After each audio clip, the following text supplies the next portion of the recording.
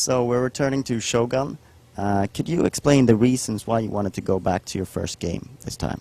Okay, imagine you had a kid and the kid turned out to be not everything you expected. You were a little bit disappointed they didn't do so good at school or anything else. Imagine you could go back and remake that kid in the perfect way, knowing 10 years worth of parenting, okay? That's exactly what we're doing with Shogun 2. That sounds really scary. Yeah. So imagine you've got like, we started out trying to make a game. 10 years ago, we had an extremely different technical environment and an extremely different gameplay environment. We made an amazing game which allowed us to have 10 years worth of different games in that same genre, okay? But we never had the chance to go back and do the one that we started with the way we wanted it to be. And that's what this is about. It's about getting the game that we wanted to make the first time around. It's been 10 years since the first Shogun, so it's a real chance for us to do the game we absolutely wanted to make first time. Is it a benefit, because it feels like a more narrow focus to have a Japanese game like this, Shogun. Is that a benefit in order to push in certain other areas? Yeah, it's if you imagine it, it's actually about allowing us to do more depth. So imagine it about doing more with less. I know it's a bit of a cheesy Zen thing to say, but it really is about pruning back the bonsai tree and making the perfect thing, okay? So the fact that we've only got Japan and the Japanese clans doesn't mean that the game is smaller. It means that the game is much more intense and much more concentrated. With a game like Empire or Napoleon, we had to represent a ton of different cultures across a whole area of the world, which meant we only literally skimmed the top of them. Whereas with Japan, and focusing just on Japan, we can look into the culture, the religions, the society, the warfare, the units, all of that stuff so much more deeply, and it lets us do that. And it's also important to stress that the campaign map is going to be just as epic as the other campaign maps you've played across in Total War games. It's going to be just as big, it's huge, but it's just the islands of Japan. It still very much feels like, you know, if you take your kind of one army from the beginning province right the way through to the mountains in the far distance, it's going to be a real achievement. So the focus allows us to do a lot more with what we've got, and it also allows it to feel still just as big as a Total War game. Could you talk a little bit about how the sieges have changed for Shogun 2?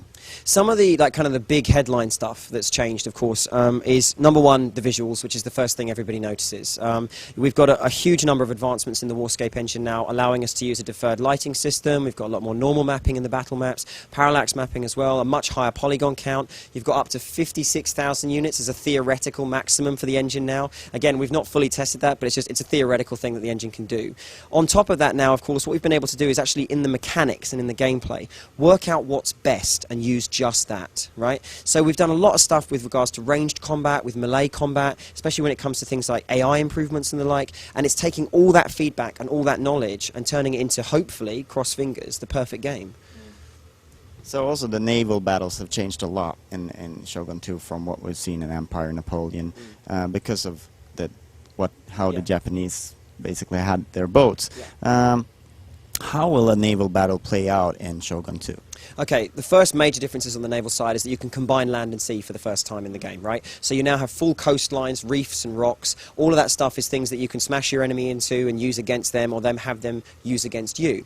So you can create choke points now, you can block off certain parts, you can force them to take certain routes. The other thing is it's not all sail powered anymore, it's mostly done with oars, which means that you get much more finite control over the units. You can tell them, start here, go there, they go there and they stop. All the stuff about circling around each other and trying to find the right angle, that's gone, because that's a European way of fighting, not a Japanese way of fighting. And it's trying to reflect that different stuff. You've got a variety of different kind of vessel types, which mean that the kind of warfare you fight is, you know, ranged ones with arrows. You've got guys who board and fight hand to hand. The Japanese designed their boats around a principle of a floating castle. So it was like, you know, kind of literally a raft with like a shed on top, which grew to being a raft with a castle on top and a castle with a fortress. And so you get this kind of very different style of warfare. So it's early days yet, but it plays very, very differently to the way it has done before. Would you say that the gameplay is more akin to land battles, and that someone who perhaps didn't like naval battles will now enjoy them more? Well, certainly, we certainly hope so. I mean, that's certainly something we're finding.